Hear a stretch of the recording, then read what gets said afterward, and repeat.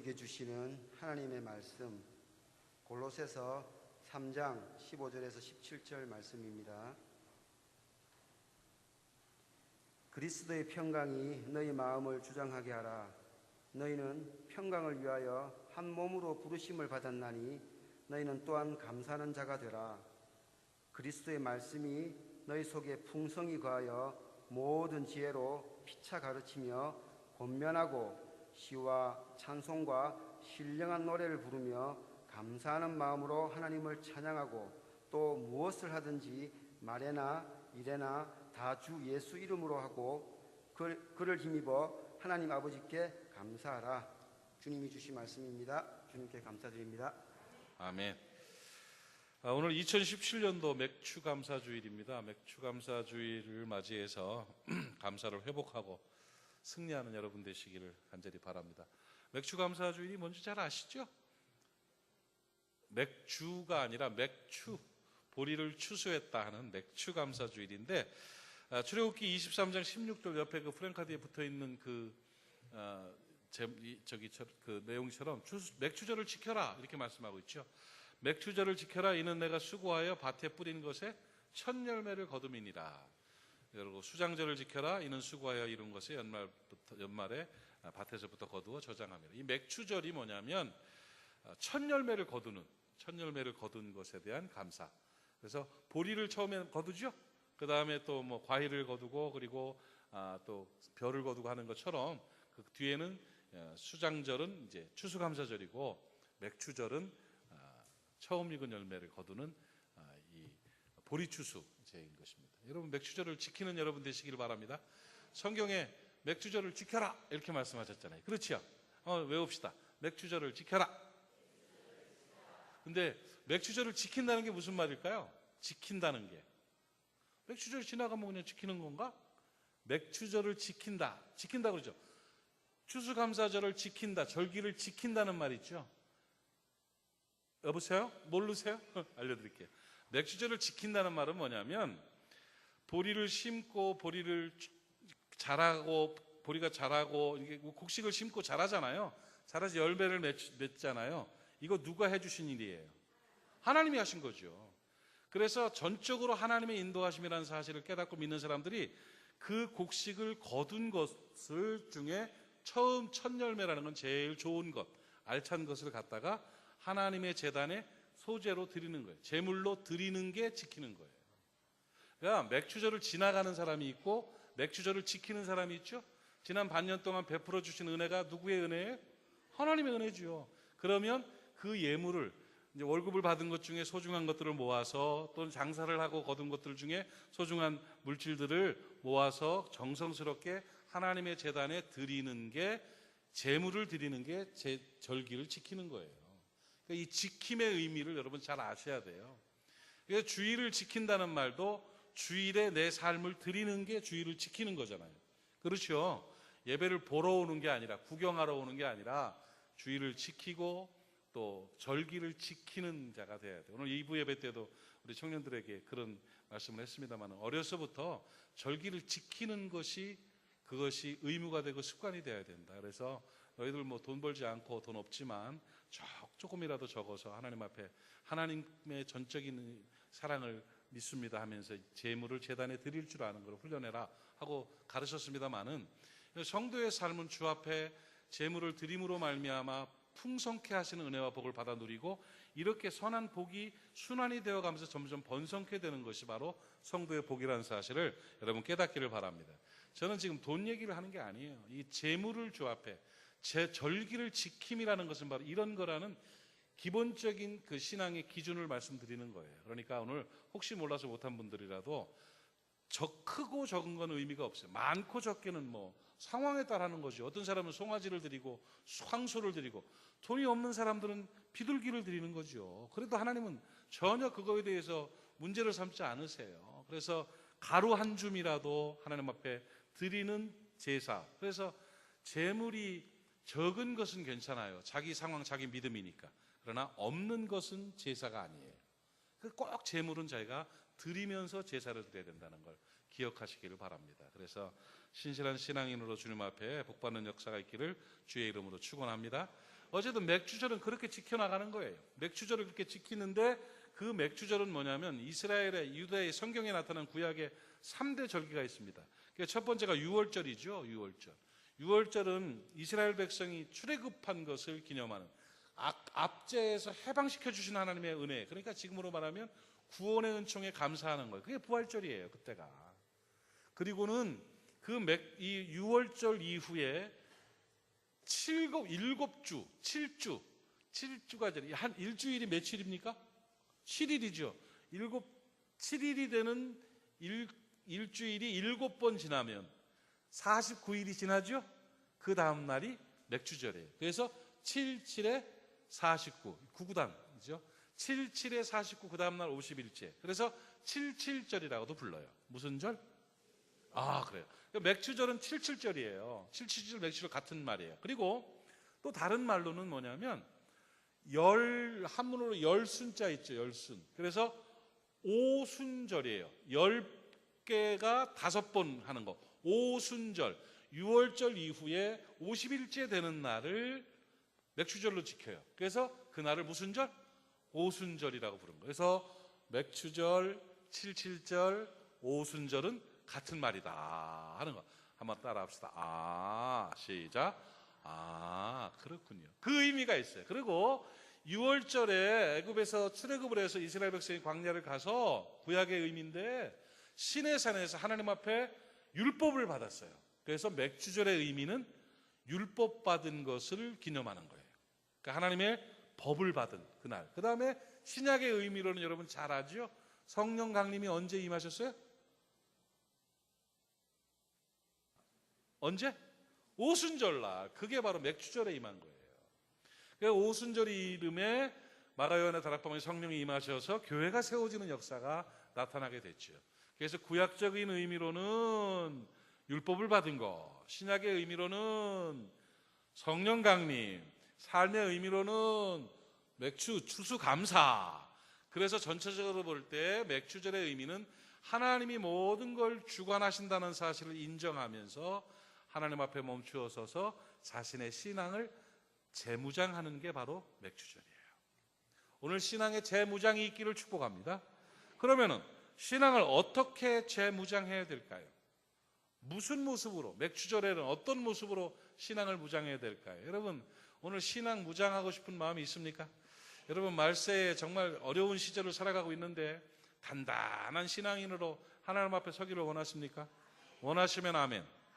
좋아요. 예수 잘 믿어야 돼요. 그래서 단단한 신앙인이 돼야 되는데 그러기 위해서 무엇으로 무장되어야 되느냐? 감사로 무장되어야 되는 거예요. 여러분, 인생의 해답은 감사에 있습니다. 오늘 여러분 목사님이 설교하는 거 잘 듣고 따라 보실래요? 한번요? 여러분 설교를 하다 보면은요, 맥을 짚고 건너가는 설교도 있는가 하면 한번 결단하고 결정해서 중요한 핵심을 전할 때가 있어요. 오늘 저는 그날로 정했습니다. 진짜 다른 날은 조금 졸아도요, 다른 날은 좀 낙서하면서 딴 생각해도요, 오늘은 좀 말씀 앞에 주목해 보세요. 그래서 인생의 원리, 신앙의 원리를 본격적으로 한번 깨닫고 행하는 시간 되시기를 바라요. 아멘이십니까? 정말 그렇게 되기를 축복합니다. 오늘은 정신 바짝 차리세요. 조는 분 있으면 제가 이름을 불러가면서 그분을 축복하도록 하겠습니다. 아시겠습니까? 눈을 감고 이렇게 계시면 이름을 부르는 거예요. 이름을 불러가지고 내가 축복을 할 테니까 여러분 정신 딱 차리세요. 예배드리러 와가지고 이러고 앉아있다가 가면 하나님께서 뭐라고 하시겠어요? 정신 딱 차리고 그냥 말씀 딱 받고 아멘 하고 은혜로 충만해서 딱 나가야 세상을 이기지. 와가지고 늘 그냥 예배도 아니고 민방위 훈련도 아니고 극장도 아니고 이러니까 말라기서에서 성전문을 닫아버리라고 말씀하시는 거예요. 그러니까 오늘은 정신 딱 차리고 한번 들어봐요. 알았어요?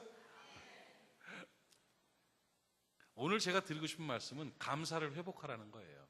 오늘 본문의 제목은 너희는 감사하는 자가 되라 이렇게 말씀하고 있습니다. 여러분 인생 쭉 살다 보니까요, 목회 한 30년 하다 보니까요, 결론이 나와요. 여러분 영적 전쟁은요 감사 전쟁이에요. 마귀는 우리가 하나님 앞에 바르게 서지 못하고 축복받지 못하도록 어떻게 만드냐? 우리의 속에서 감사 뺏어가요. 감사 뺏기면 다 뺏긴 거예요. 그런데 성령은 늘 감사를 충만하게 채워주시는 거예요. 감사가 있으면 승리하는 삶을 살게 되는 겁니다. 여러분, 제가 제 인생에 목회 사역을 하면서 제일 크게 은혜를 받고 신앙과 사역이 업그레이드 됐던, 저 아시겠지만 그렇게 인격적으로 뛰어나거나 습관이 잘 됐거나 좋은 사람 아닙니다. 정말입니다. 겸손한 척 하려고 하는 말이 아니고요. 저 엄청 못됐던 사람이에요. 저는 우리 집안의 근심이었고 우리 아버지가 저 때문에 목회를 못할 정도로 그렇게 고통스러웠던 인물입니다. 저는 정말 떨어지던 사람이었어요. 그러다가 하나님의 은혜로 주님 영접하게 되고 성령 받게 되면서 그래도 정말 사명감으로 최선을 다해서 어떻게 좀 목회 한번 해보려고 노력하고 목사 시켜달라고 했으니까 하나님 앞에, 하나님 나 같은 놈도 목사로 쓰시겠으면 한번 써주세요 했으니까 크면서 훈련 받으면서 계속적으로 사역을 하던 중에 10여 년 전에 제가 라스베가스에서 목회할 때 제 인생의 변화를 경험했습니다. 하늘산에서 80년에 성령 받은 것보다 더 큰 경험을 제가 하게 됐어요. 그리고는 진짜로 죄송하지만 감춰져 있던, 목사인 척하면서 감춰져 있던 제 인격적인 모든 부분들까지도 하나님이 만지시며 해결하시는 그러한 근본적인 신앙과 인격의 삶의 업그레이드가 이루어졌어요. 물론 지금도 아직 부족하고 또 하나님이 언젠가 나를 또 업그레이드 시켜주시겠지만, 그때 어떤 일이 있었느냐, 제가 라스베가스에서 목회할 때, 라스베가스에는 참 어려운 분들이 많이 있습니다. 여러분 뭐 추측하시겠지만 라스베가스, 그 당시에 라스베가스에 계신 분들은 참 똑똑한 분들이었어요. 우리 교인의 70, 80%가 서울대, 연고대, 이대 출신이었습니다. 미국으로 건너간 사람들 다 괜찮아요. 미국까지 뭔가 꿈을 가지고 가든지 상황이 있어서 갔는데 처음에 대도시에 LA나 또 뉴욕이나 시카고로 갔다가 거기서 실패하면 라스베가스로 들어와요. 왜냐하면 거기서 조금만 배우면 딜러도 할 수 있고 또 벨맨도 할 수 있고 일자리도 많고, 그러니까 베가스로 많이 들어오고, 성공한 사람들은 샌디에고 쪽으로 나가죠. 거기는 부자들이 많이 사니까. 그렇게 잘나고 똑똑하고 한국에서 떵떵거리던 사람들이 가서 미국 땅에 들어가가지고 실패하고, 그러고 베가스에 들어와가지고 거기서 정말 위축된 모습을 살아가니까 얼마나 스트레스가 많고 상처가 많겠어요. 그런 분들이 한 200~300명 모여 있었어요. 모여가지고 같이 성시운동도 하고 일을 진행하는 중에 저는 하나님 지혜 주십시오, 열정 주십시오, 충성을 다하게 해주십시오, 저 영혼들을 향해서 주의 복음을 전하고 승리하겠습니다 하면서 최선을 다해 뛰었어요. 진짜 거기서 고혈압 생기고 거기서 몸 관리가 안 하면 체중 늘어요. 저 123kg, 125kg 나갔었어요. 지금보다 20몇 킬로가 더 나갔던. 그렇게 하면서 막 24시간을 뛰었어요. 그렇게 하던 중에 지치고 힘들고 괴롭고 부시고 때리고 막 하면서 막 살던 중에 어느 날 하나님께서 선배 목사님을 보내서 욕 한마디 해준 것 때문에 제가 확 깨달았어요. 감사 없이 일하는 목사놈의 자식들은 전부 다 묶어가지고 태평양 바다에 빠뜨려야지. 그거에 감사도 없이 구원받은 것도 모르고 감사 없이 살아가는 그 사역이 진짜 사역이야 하면서 성질을 부리는데, 나한테 하는 얘기가 또 나를 묶어가지고 태평양 바다에 빠뜨릴 것 같은 느낌이 들었어요. 그날부터 강단에 엎드렸는데요, 성령께서 계속적으로 도전을 주시는 거예요. 깨닫게 하는 거예요. 알게 하는 거예요.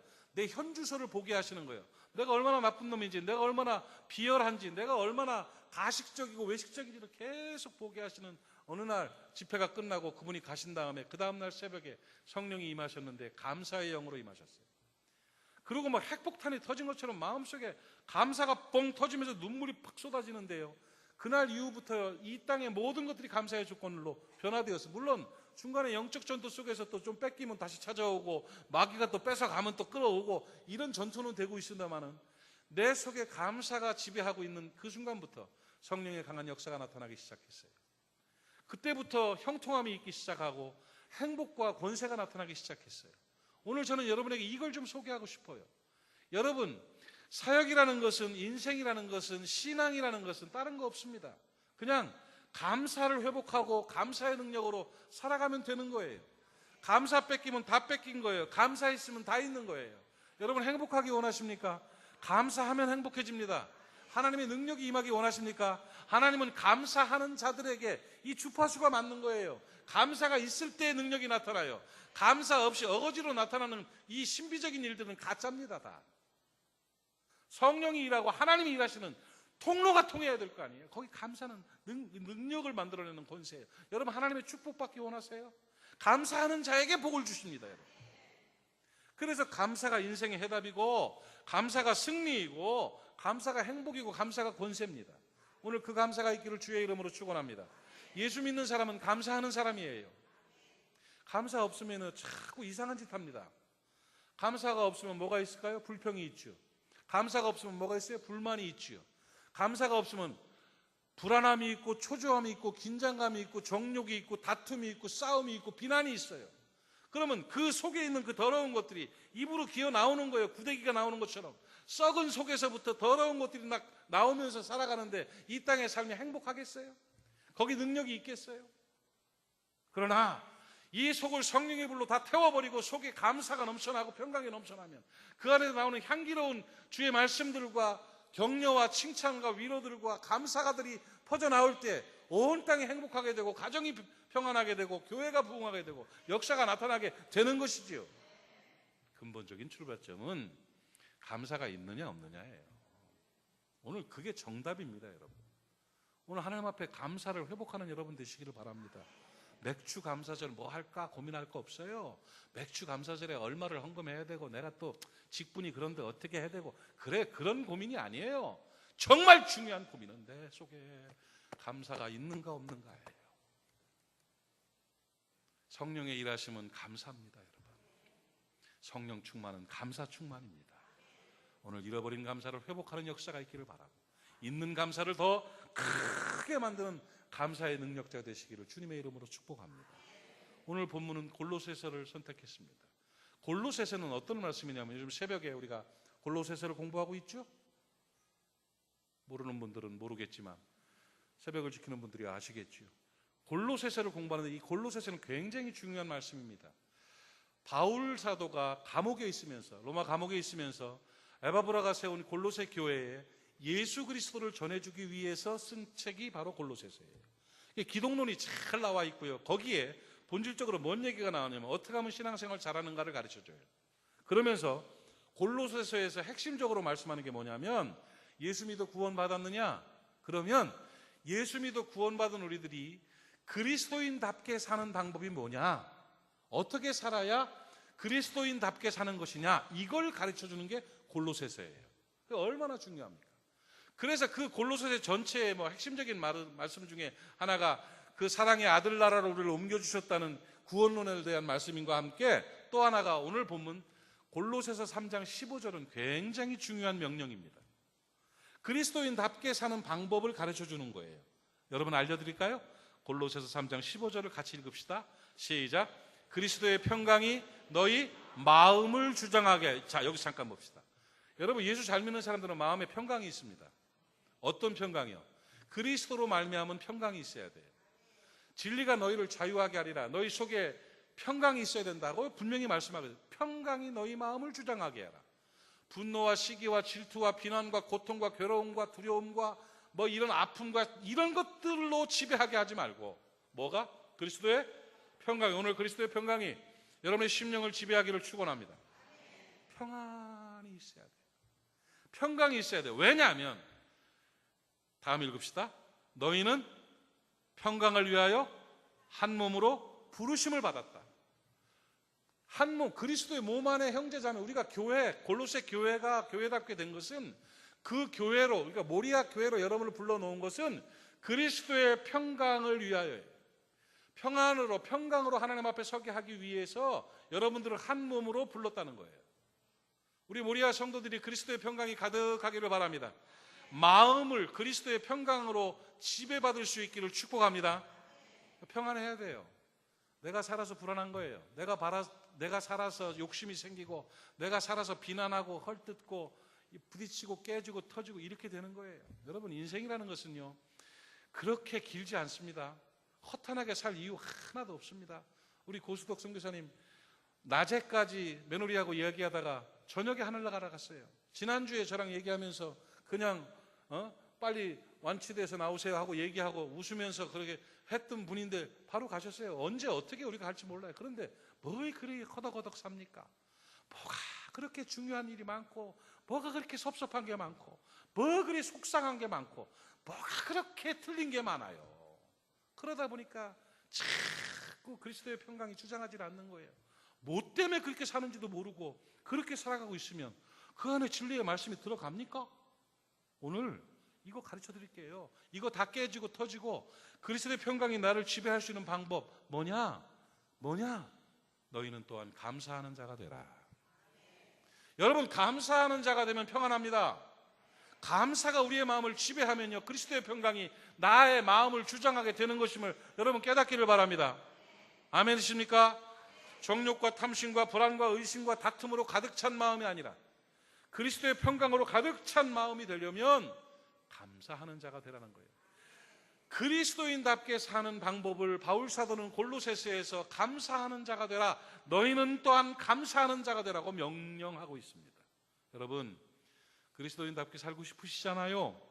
여러분, 그리스도의 평강이 내 마음을 지배하고 하나님의 인도하심으로 내 삶의 형통함과 기쁨이 넘치는 복된 삶을 살고 싶으시잖아요. 감사하는 자가 되십시오. 그러면 되는 것입니다. 감사가 평안을 만들고 마음이 평안해야 인생이 행복해집니다. 감사를 결정하는 여러분 되시기를 바랍니다. 여러분, 감사한 것밖에 더 있습니까?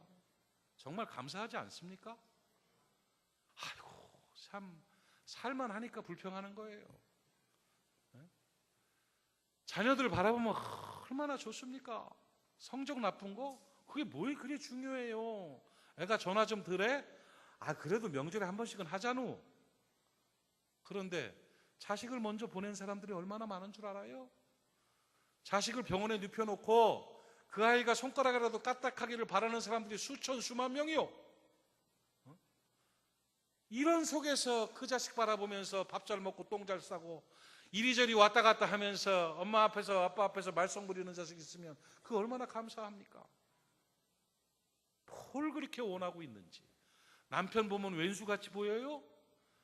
아이고, 그 남편이 있어서 대우받고 사는 거요. 마누라 보면 속상하고 속 터져요? 없어 보십시오. 누가 쳐다보지도 않습니다. 그 존귀한 분들을 바라보면서도 감사가 없어요. 이러니 무슨 평강이 있고 무슨 능력이 나타나겠냐는 얘기예요. 제가 참 답답한 것 중에 하나가 우리나라 좋은 나라라는 걸 너무 모르고 산다는 거야. 전 세계 어디를 가보세요. 우리나라 같은 나라가 있는가 없는가? 없습니다 여러분. 미국 살기 좋다고요? 아이고, 이번에 2달 미국에 있는데 얼른 들어오고 싶어서 혼났습니다. 돈 1,500원만 있으면 병원 가서 물리치료 받는 나라가 어디 있습니까 여러분? 나이 65세 넘었다고 전철 공짜로 태워주고 돈 주는 나라가 몇 나라나 됩니까 여러분? 대통령을 이렇게 마음대로 욕하고 국회의원 장관들을 갖다가 함부로 헐뜯어도 괜찮은 나라가 몇 개나 됩니까? 이렇게 잘해보려고 노력하는 나라가 도대체 얼마나 돼요 전 세계에? 이렇게 풍요롭게 배 터지게 먹고 좀 덜 먹어야지 고민하는 나라, 집에서 옷장문을 열어놓고 그렇게 빽빽한 옷들 속에서 아이고 입을 게 하나도 없는 나라가 몇 개나 됩니까 여러분?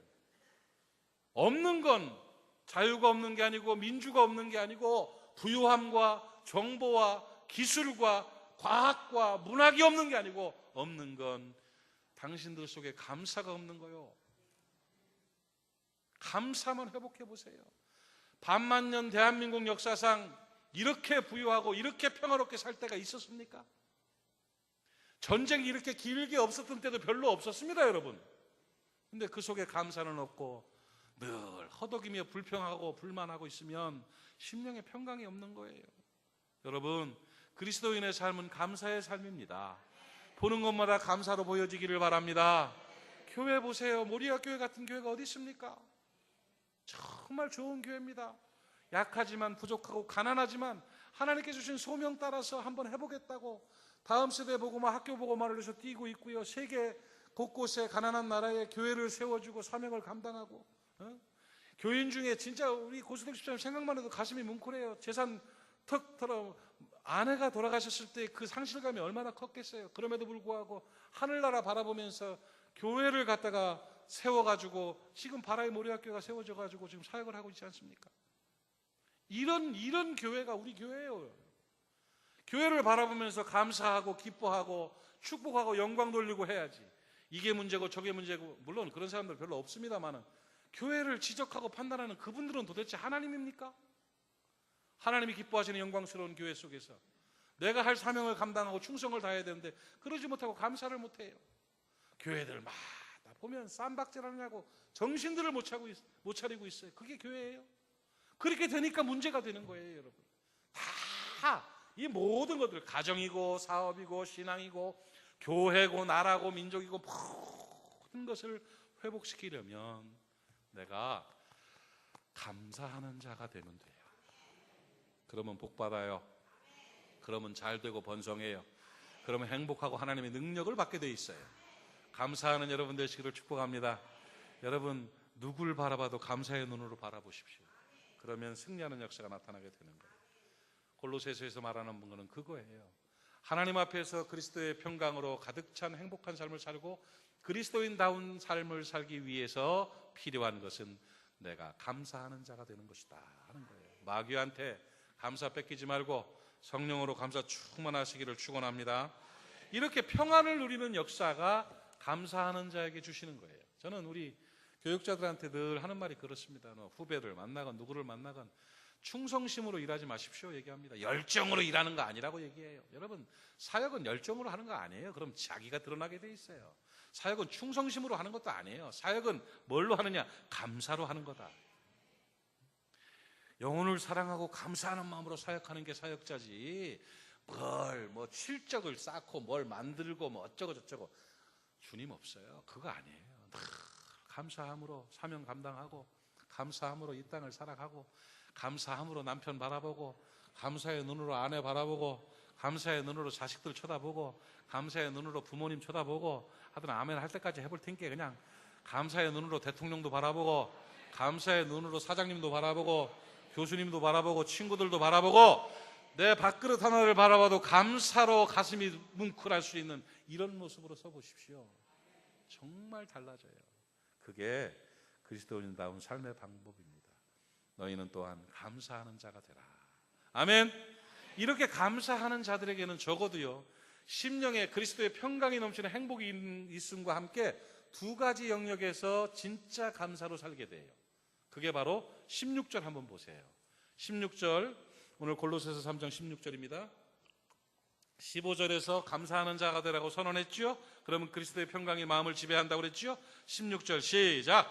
그리스도의 말씀이 너희 속에 풍성히 거하여 모든 지혜로 피차 가르치며 권면하고 시와 찬송과 신령한 노래를 부르며 감사하는 마음으로 하나님을 찬양하고. 야, 이거 보세요. 이게 무슨 뜻일까요? 여기 나타난 단어를 보세요. 말씀이 있죠. 그리스도의 말씀 우리 속에 풍성하죠. 그 말씀의 지혜로 가르치죠. 양육하죠. 말씀 공부를 하네요. 권면하고 있죠. 그 다음에 시가 있죠. 성시를 교독하고 낭독하죠. 찬송하죠. 신령한 노래 영적인 찬송을 부르죠. 감사하는 마음으로 하나님을 찬양하고. 예배예요. 신앙을 말하는 거예요. 예배로 대변되는 신앙이에요. 그러니까 너희는 감사하는 자가 되라. 그리고 하나님을 섬기는 일에 신앙생활하는 데 있어서 감사하는 마음으로 하나님께 경배하라는 거예요. 그래서 우리의 감사가 표현되는 또 하나의 영역이 뭐냐면 신앙의 영역입니다. 감사하는 자가 되면 감사한 마음으로 예배하고 하나님을 섬길 수 있는 거예요. 이게 여러분 신앙의 본질을 가르쳐주고 있습니다. 예배로 대표되는 신앙의 본질. 여러분 신앙생활은 어떻게 하는 게 잘하는 건가 알려드릴게요. 형식도 중요하고 열정도 중요하고 규칙도 중요하고 뭐 프로그램도 중요하지요. 그런데 제일 중요한 본질, 신앙생활의 에너지는 뭐냐면 감사하는 마음으로 하는 거예요. 구원받은 것에 대한 감사가 있기를 바랍니다. 하나님이 아버지 되신 것에 대한 감사가 있기를 바랍니다. 이렇게 좋은 시절 편안하게 신앙생활할 수 있는 것에 대한 감사가 있기를 바랍니다. 좋은 교회, 복된 교회에서 예배하는 것에 대한 감사가 있기를 바랍니다. 나같이 부족하고 연약한 것을 지키시고 사랑하시는 하나님의 은총에 감사하는 여러분 되시기를 바랍니다. 이렇게 신앙생활은 감사로 하나님께 찬양 드리는 거예요. 더 쉽게 말하면 교회는 감사하는 마음으로 다니는 겁니다, 여러분. 누가 그렇게 일 열심히 하라는 거 아니에요. 내 드러내려고 뭐 하는 것도 아니에요. 교회는 그냥 감사하는 마음으로 다니는 거예요. 신앙생활은 감사로 하는 거예요. 말씀을 읽을 때나 양육을 받을 때나 양육을 할 때나 시를 낭독할 때나 신령한 노래를 부를 때나 뭘 하든지 감사하는 마음으로 하나님을 찬양하라. 이게 신앙의 영역의 중요한 본질은 무엇을 하든지 감사한 마음으로 하나님께 예배하는 것이다 하는 것입니다. 그런 여러분 되시기를 바랍니다. 감사하는 마음으로 신앙생활 하세요. 감사한 것밖에 없어요. 감사 뺏기면 이상한 사람 됩니다. 악역을 하게 됩니다. 여러분. 마음에 감사가 없으면 교회의 악역자가 돼요. 굳이 뭐 하려고 그거 해. 복 받을 일 하지. 기왕이면. 그렇지 않나요? 내 말이 틀려요. 맞아요. 행복하게 기쁨으로 그저 조금 내 마음에 안 들어도 눈 꾹 감고 이쪽에서 기뻐하고 감사하고 서로 사랑하고 친교하고 영광 돌리고 성령 받고 은혜 받고 축복받지. 뭐 하려고 굳이. 왜? 이유는 뭐냐? 감사가 없어지니까 그런 거예요. 감사가 없으니까 자꾸 내가 살아나요. 내가 판단해야 돼. 이 판단이라는 게 굉장히 중요해요. 야고보서는 그래서 너는 뭔데 판단하냐? 이렇게 말씀하고 있어요. 네가 하나님이냐? 이렇게 말씀하고 있어요. 근데 자꾸 그것이 옳은 건 줄 알아요. 정의로운 건 줄 알고. 그러다 보니까 문제들이 발생하는 거예요. 그리고 다 다른 사람이 문제가 있다고 그러지. 다 저쪽만 문제지. 자기는 문제 없지. 나는 원래 이러니까. 나는 모르니까. 이래 되니까 문제들이 생겨요. 그 이유가 뭐예요? 감사가 없어서 그런 거예요. 감사하는 마음으로 교회 다녀보세요. 구원의 은혜에 감사해서 내 모든 것을 다 걸고 주님 앞에 섭니다 하는 마음 가져보세요. 하나님의 자녀된 것에 대한 감사하는 마음으로 여러분 찬양하고 하나님 앞에 서보세요. 울컥울컥 합니다. 십자가 그러면 찌릿해지고 말이에요. 성경책 탁 피면 그냥 설레이는 이런 마음들이 드는 거지요. 맞아요? 틀려요? 맞지 않아요? 그렇게 신앙생활 하는 거예요. 그래서 오늘 16절에서 말씀하신 내용은 바로 그거예요. 감사하는 마음으로 하나님께 예배하라. 감사하는 마음으로 하나님을 찬양하라는 거예요. 신앙의 영역은 감사인 것입니다. 오직 감사로 하나님 앞에 서는 여러분 되시기를 축복합니다. 아멘. 아멘. 됐어요. 그 다음에 또 한 가지 영역이 있어요.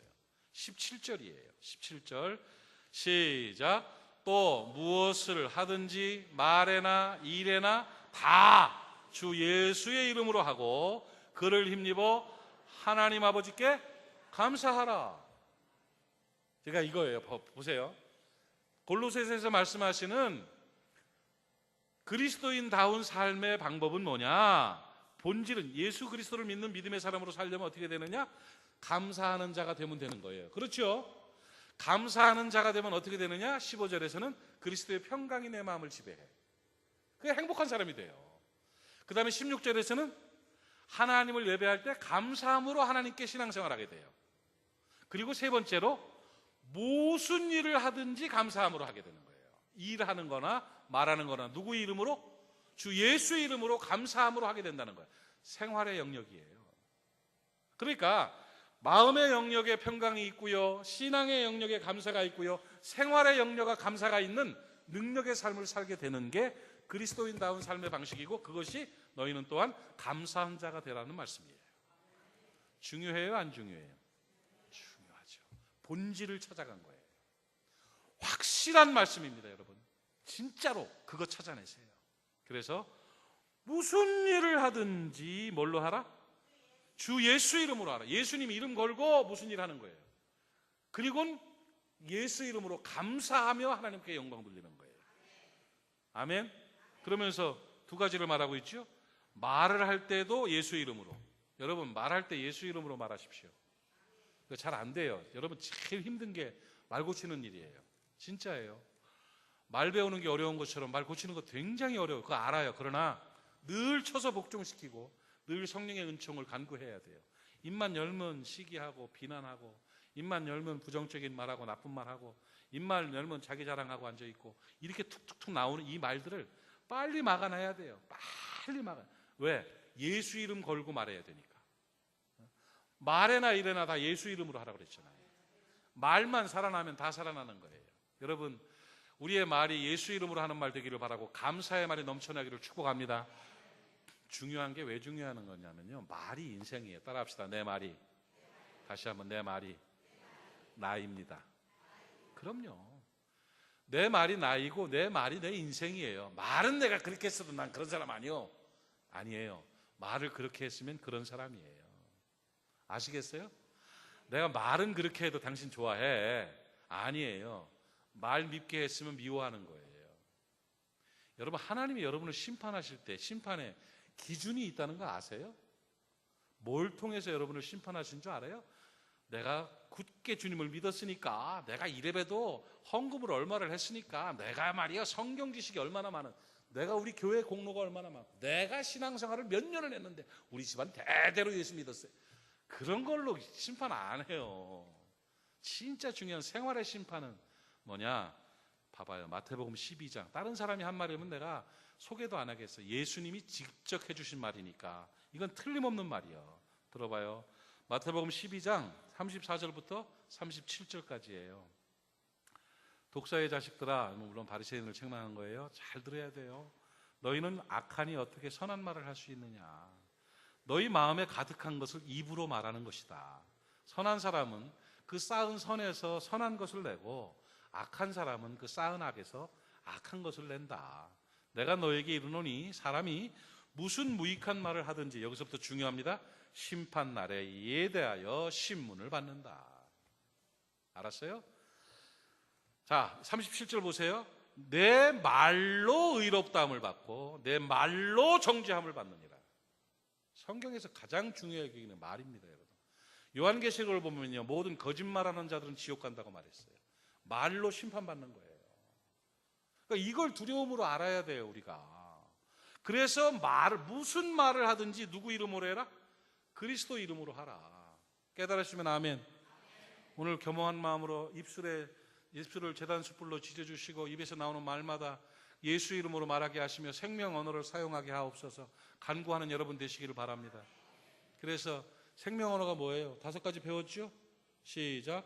칭찬하고 격려하고 위로하고 축복하고 감사하는 말이에요. 정말이에요. 하나님 앞에 심판받지 않도록 우리들은 경건하게 살아야 돼요. 말을 가능하면 덜 해야 돼요. 덜 말해야 삽니다. 말 많이 하게 되면 자기 드러내게 되고 자랑하게 되고 판단하게 되고 비난하게 돼요. 그러면 자꾸 무너져요. 그러니까 은쟁반의 금사과와 같은 말들, 그죠? 좋은 말하고 칭찬하고 격려하고 위로하고 축복하고 특별히 감사하는 말을 드리는 여러분 되시기를 바랍니다. 일을 할 때도 어떻게 하라고 그랬어요? 그리스도 이름으로 하는 거예요. 여러분 세상 일 한다고 말하죠? 세상 일이라는 게 없어요. 다 주님 일이에요. 세상 일, 교회 일이 따로 있습니까? 그거 누가 만들어낸 겁니까? 아니에요. 물론 악을 상징하는, 이원론적으로 악을 상징하는 세상에 대한 표현들이 성경에 있기는 해요. 그러나 세상은 하나님이 포기하신 땅이 아니에요. 너희는 세상의 소금이 되라. 너희는 세상의 빛이 되라고 말씀하고 있다고요. 그래서 세상 일은 나쁜 일이고 교회 일은 좋은 일이다 아니에요. 인간에게 주신 모든 것들을 하나님이 지배하시는 것을 믿으시기를 바랍니다. 내가 무슨 일을 하든지 주님의 일이에요. 주님을 위해 일한다면. 운전을 해도 그것도 주님이 다 심판하시고 판단하실 일이고, 식당을 해도 주님이 심판하시고 판단하는 일이고, 남의 집에 들어가서 설거지를 해도 다 주님이 심판하고 판단하는 일이고, 선생님을 해도 그렇고 음악을 해도 그렇고 뭐 장사를 해도 그렇고 사업을 해도 뭐든지 다 주님 앞에서 하는 일이라니까요. 에이 설마, 무슨 설마예요. 에베소서 6장을 보세요. 성경에 있는 말씀이에요. 에베소 6장 5절 말씀 보면, 종들아 두려워하고 떨며 성실한 마음으로 육체의 상전에게, 회사의 상전들에게 순종하기를 누구께 하듯 하라? 그리스도께 하듯 하라. 그러면서 8절에서 뭐라고 말씀하고 있어요? 6장 8절에 이는 각 사람이 무슨 선을 행하든지 종이나 자유인이나 주께로부터 그대로 받는다. 누가 그 일을 심판하시고 누가 그 일에 대해서 보상하신다고요? 주님이. 종이나 자유인은 네가 과장이 되나 사장이 되나 아니면 말단이 되나 무슨 일을 하든지, 이 에베소 6장을 읽어보면 그게 사회생활하는 얘기가 나와요. 그거 다 누가 판단해? 주님이. 그러니까 교회에서만 주님 계신 거 아니라니까요. 사업할 때 주님이 그 심판하신다니까요. 장사하면서 국밥에 돼지고기 하나를 덜 넣느냐 더 넣느냐도 하나님이 다 보고 계신 거요. 콩나물 팔면서 왜 700원어치 줘 1000원어치 달랬는데 1000원 줘야지. 그런 거 다 하시고 보시고 주님께서 갚아주시는 거예요. 그대로 받을 줄 알미니라. 그러니까 주님 앞에서 일하는 겁니다, 여러분. 이래서 무슨 일을 하든지 예수 이름으로 하고 하나님 아버지께 감사하는 자가 되라고 그렇게 명령하고 있어요. 깨달아지셨죠? 일하는 거, 사업 잘하고 세상 일을 할 수 있는, 세상에서 일하는 데 있어서 하나님 앞에 칭찬받고 또 사람들에게 인정받고 잘할 수 있는 방법 알려드릴까요? 그만해, 그럼. 안 하려고. 쉬워요. 우리 말은요, 칭찬하고 격려하고 위로하고 축복하고 감사하는 생명 언어죠. 그게 그리스도 이름으로 하는 거죠. 그럼 그리스도의 이름으로 예수 그리스도를 믿는 사람답게 사회생활 할 수 있는 방법은 뭐냐? 진실함, 성실함, 친절함이에요. 그 세 가지만 지키면 돼요. 써붙여 놓으세요. 진실하십시오. 정직하게 사세요. 지금 당장 몇 푼 더 벌어도요, 정직하지 못하면 뺏겨요. 빚쟁이가 돼버려요. 알았어요? 그러니까 정직해야 돼요. 아멘? 예수 믿는 사람은요, 알고는 속이지 마세요. 모르고야 그럴 때도 있어요. 아이고, 못 모르고, 모르고서 아이고, 이렇게 됐네. 이럴 수는 있어. 그래. 인정해. 그런데 알고는 속이지 마요. 한 푼도. 큰 푼도, 작은 푼도. 작은 푼은 또 안 속이는데 큰 푼은 속이는 분들이 있죠? 그거 말 안 돼. 예수님 믿는 사람은 정직해야 복 받아요. 두 번째, 성실해야 돼요. 부지런히 일하세요. 부지런히. 농땡이 부리는 거 아니에요. 눈가림만 하려고 하지 말라고 에베소에 있잖아요. 진실하게 일하세요. 할 수 있는 한. 성실하게 일하세요. 최선을 다해서. 아멘. 세 번째는 친절하게 하세요. 사람을 존귀히 여겨야 돼요. 사람들한테 친절한 사람이 큰 사람이 돼요. 친절하게 웃으면서 하세요. 그래서 정직함, 진실함, 성실함, 친절함이 우리의 삶을 변화시키는 능력이에요. 그렇게 될 때 그리스도인답게 사는 거죠. 이렇게 살면 하나님께 감사하는 자가 되라고 말씀하고 있습니다. 말씀 잘 들으셨죠? 그렇게 삽시다. 본질이에요. 여러분 신앙이 건강하게 되고 가정이 행복하게 되고 사회생활을 건실하게 잘하고 미래가 번성하게 되고 하나님 앞에 갔을 때에 상급받게 되고 이 땅에서 행복하게 살 수 있는 최고의 비결은 너희는 또한 감사하는 자가 되라.